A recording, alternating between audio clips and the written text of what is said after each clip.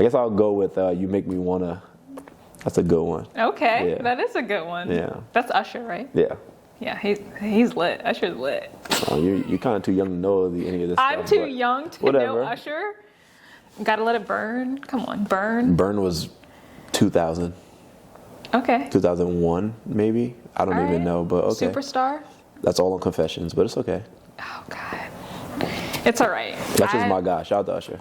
I just want to be forever young. That's all. And that's Jay-Z, but okay.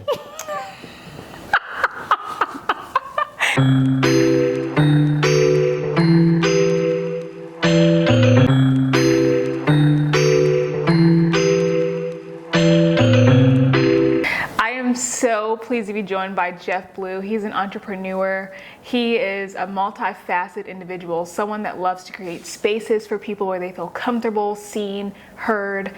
I'm just so excited to be joined by Jeff Blue. Thank you so much for joining me today. Well, thank you for having me. Where did your passion for fitness begin? My passion for fitness began just growing up as an athlete. Playing sports my whole life. It always kind of kept me in shape.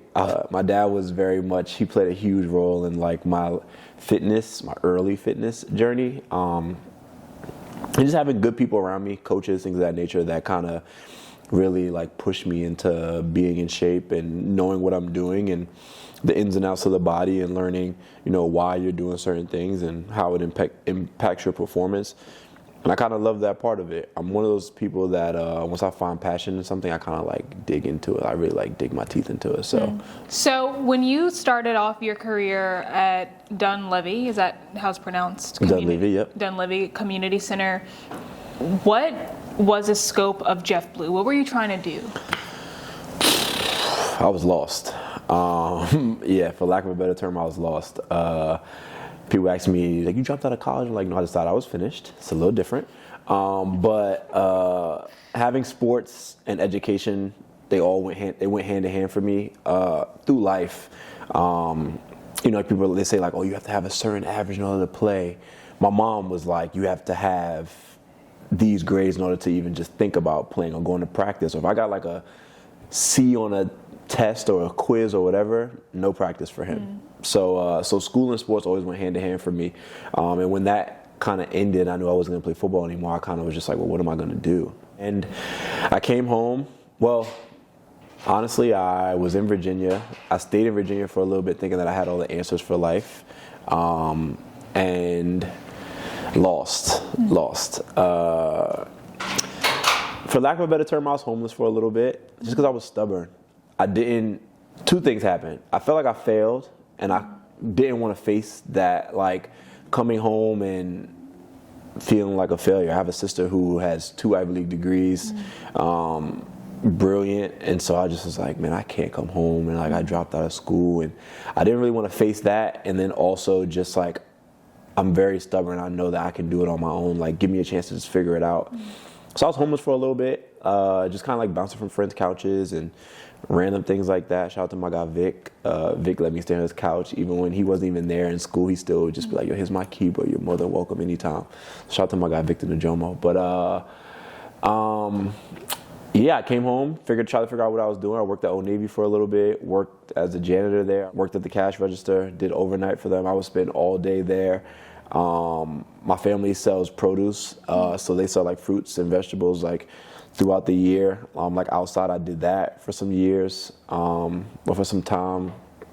And then one day my aunt called me and was like, all right, what do you want to do? Like, what do you feel like you really want to do? And I was like, I really don't know. She's like, well, I have a job here at Millbank if you want to come. I know you love kids and your energy is always good and people will respond to that. And so I showed up one day for a summer camp, and the rest is kind of history. The kids kind of, it's weird because they took a liking to me even way before I took a liking to them. It's interesting how they say like kids are kind of like, before society gets to them, they're in a very like pure space. And if a kid it comes up to you and just wants to talk to you and finds like that you're cool or interesting, that in itself is like way cooler than adults and your peers like coming and being like, oh, nice outfit, nice hair, nice whatever. Like, nah, if a kid does it, that means a kid in their brain is like, something in your energy or something in your space wanted them to come speak to you. And that says so much. Like, yeah, I don't know. Role model. Yeah, I guess when you put it that way, yeah. But I don't know. I never look at myself as such. I just want to be present. I just want to be there and know that I'm tangible to them. Success for a lot of minority kids looks like athlete, entertainer, rapper, now these days YouTuber, things of that nature. So for me, I just want to show them success can look different and come in different forms. And I was here. I spent almost 10 years at Milbank, probably a little bit less than that, but I'm still there. Very present, very tangible, very accessible. And as they grow up, they get to see that the person that they enjoyed and loved as an 8-year-old, now that they're 18, 19, going to college, things of that nature, I'm still very much present. So let's go back a little bit. Homelessness. What is that like?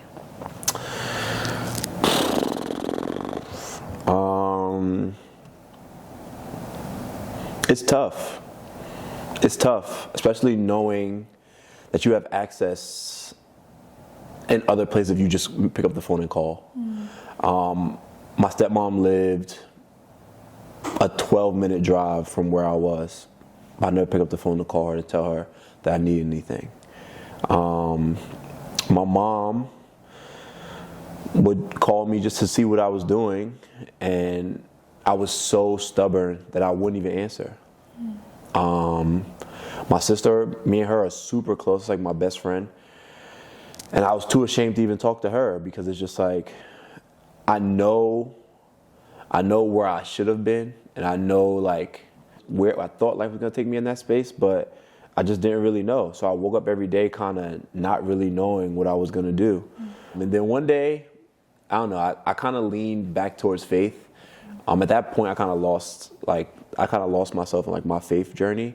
I kind of leaned a little bit more on faith, and surprisingly, my grandma calls me, and my grandma is like, she is probably a living angel here on earth. And I feel like when she prays for me, I feel like she has a special phone number for God. Like when everybody else prays, it's like, oh yeah, he's, like. That's cute. Yeah, but when she prays, it's like, he like, okay, let me, so, but yeah, so she called me one day and was like, come home, like everything you need is here, blah, blah, blah, blah. And like, she just prayed with me, and like. She knew. Yeah, she knew. And I was like, it's time. I think it's time. So I don't remember what happened after that, but then I came home and I kind of still was going through that journey of what is it that I'm doing? But I also knew that I wasn't about to just sit and not do anything. I wasn't about to just sit and try to just let life just figure it out for me, because I know what the stats look like for people like me. Growing up in Brownsville, I know what that looks like. So I refuse to be that person. That's one thing I know. I tell myself I'll never go and be in certain spaces or do certain things. Like I vowed to never go to jail. Like, I mean, there's nothing I'm doing that will ever get me to jail. But like, but my dad was incarcerated for a little bit. And one thing he used to always tell me was, do you feel like you are living above your means? I was like, bro, what the hell does that mean? Like, what do you mean I'm living about living above my means? Like, no. Like, he's like, well, do you feel like if your friends are going to this party and they say it's $50 to get in and you have 40, do you feel like you have to go out and do something and make the extra 10 just to be able to go to the party? I'm like, no, I just won't go. That's always been me. So that's something that I always feel like I said before, like what's meant for me would never pass me by. And so that's always been like my mindset. As long as I'm doing positive things and I'm doing things that feel good for me, what's meant for me won't pass me by. And as long as my hands are open to receive the blessings that are there for me, then they'll come. So your dad, he was formerly incarcerated. He was present in your life, but he wasn't always there. So what impact did that have for you when you deal with those children there at Milbank? Just to, like I said before, like just making sure that I was present and tangible. Just knowing how impactful my dad was on my life even in the spaces where he was there tangibly or over the phone or through a letter or whatever the case may be, I knew how impactful that was. Just obviously that's my father, but it's a little bit different when you're in a community center space, because it's like these kids see you when they're having bad days, good days, and it's a different conversation than talking to their parent. Mm-hmm. So you really learn a lot about them because they feel comfortable sharing. So it's really just one of those things where it's like you really can't turn your back on them because they're sharing so much with you. Mm-hmm. And I always say, like, teachers and educators and people who spend time with kids are the ones who deserve $100 million contracts, because they're the ones who are really making an impact on our future. And so, which is part of the reason why I kind of had to leave Milbanks, because I just was like, I had to figure out what that looked like selfishly and financially for myself. But I truly wish that, like, people really understood what that life is truly like. Even just like when you have a bad day and you go in and these kids are so excited to see you, and like you're the first person they want to talk to, and like that feeling in itself is so important. And so I think that relationship I had with my dad, it played a part in how impactful I wanted to be in these kids' lives. And male, female, youth, for me it didn't really matter because I also had a sister. And so I knew like how important that was, just to know that someone's talking to me and I have an ear, and I have, like I have someone I can go to and give me real advice. And it's not my parent who's going to usually tell me, no, you shouldn't be doing that or whatever, or judging. And so I always just try to make sure that I was there and level, because at the end of the day, we've all been there before. We've all been certain ages, and we know if someone was there to guide us and give us the right information. I think that that's super important. So that's what I always try to do, just make sure I'm there and be present and try to help where I can. And so in terms of understanding who Jeff Blue is, right? So after being an athlete and navigating the world and overcoming homelessness and just all different facets of life, who is Jeff Blue now? I'm a bunch of things. I'm an uncle, I'm a son, I'm a grandson, I'm a brother, I'm a friend, I am a lover. I will fight for the things that I think is right. So I mean, I'm not gonna go outside and go beat people up, but I am a fighter in that sense. No, it's not my life. I think that I don't know, what defines me is the people that I'm around and the people that inspire me. I think that defines who I am as well, because if you ever look at who I'm really around and like my friends and the people that are important to me, they all inspire me in different ways. So I think that plays a huge role in who I am as well. I think I said this to you before in one of our other conversations. It's just like when good things happen to you and when positive things are happening in your life, like who are you around? And I think that those things play a role in who I am. So without, the good, the bad, the ugly. Like I was talking about my friend Vic giving me the keys to his apartment and to give me a place to at least lay down. Like those are the things that like I would do the same thing with someone else. So that love part is something that I needed. That I have a friend that we talk to each other every day on FaceTime.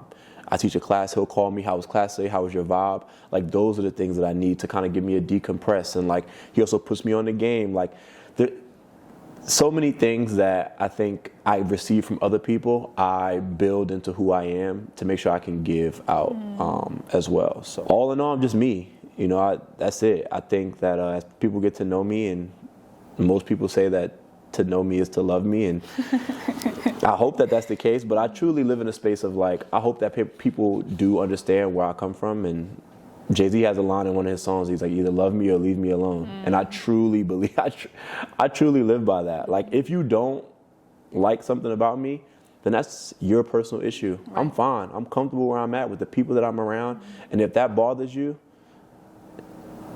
I think Deion Sanders said this. I don't apologize if my confidence is taken as arrogance because of your insecurity. I would never apologize for that. I walk into every room as I am. This is me. I'm not going to cower, hide, none of that. So if you feel a way about it, then so be it. So be it. One thing that you did not mention is that you're also an entrepreneur. So you have your own brand, YaFavoriteColor. So what inspired you to want to launch that?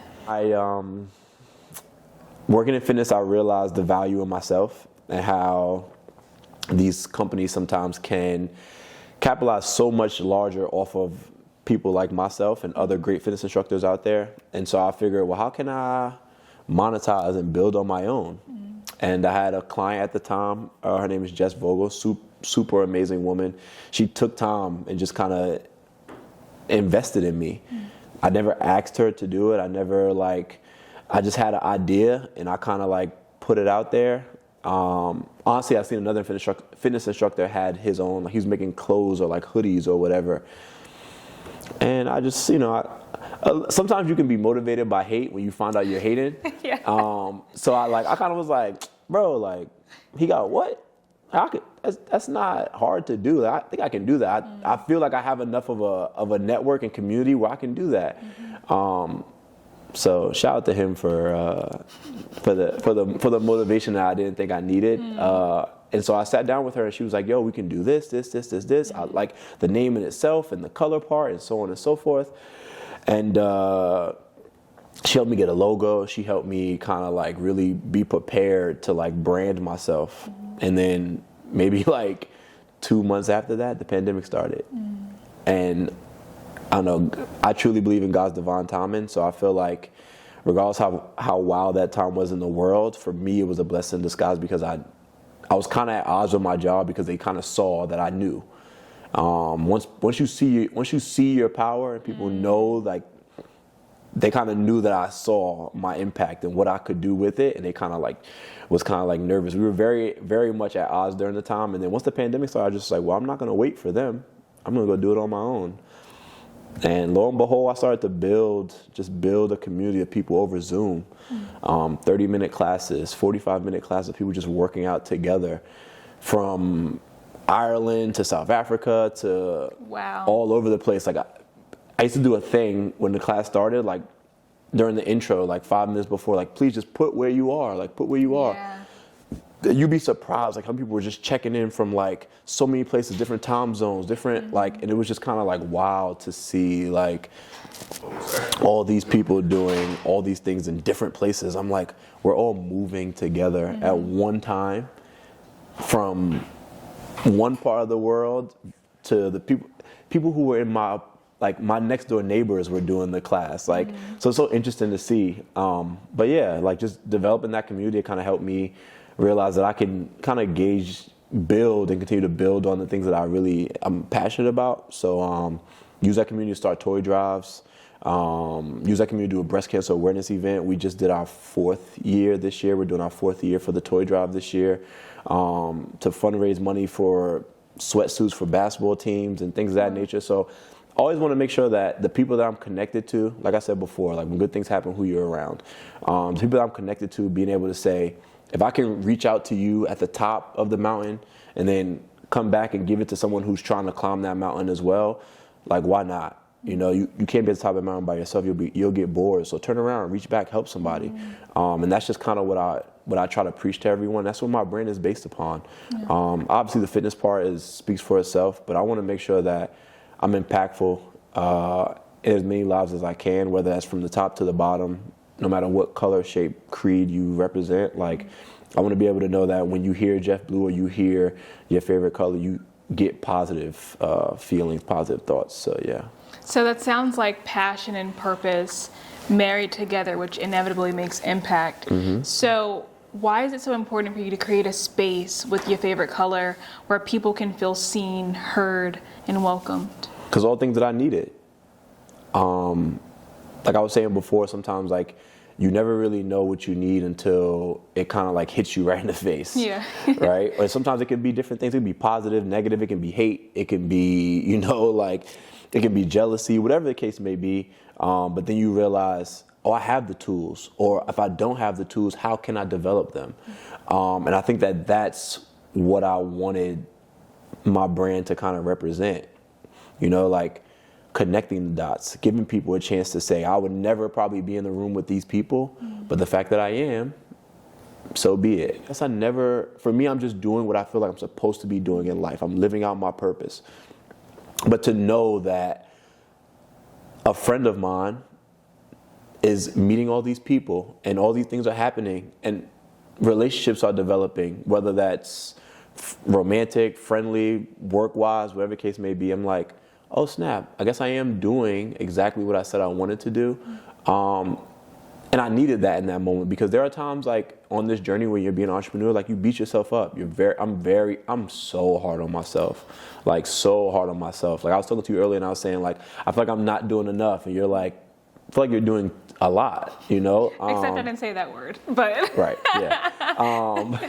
But yeah, so I think that like life has this way of showing you, like revealing certain things to you. And I'm always thankful when life does do that, because it's usually at a time when I feel like I'm about to enter a dark space. And sometimes you don't really know how to pull yourself out. But I worship an on-time God. And so I know that when it's supposed to happen and when it's necessary, it'll always like reveal itself. So what would you say to your 8-year-old self? What I would tell my like 8, 9, 10-year-old self is that's all going to be all right.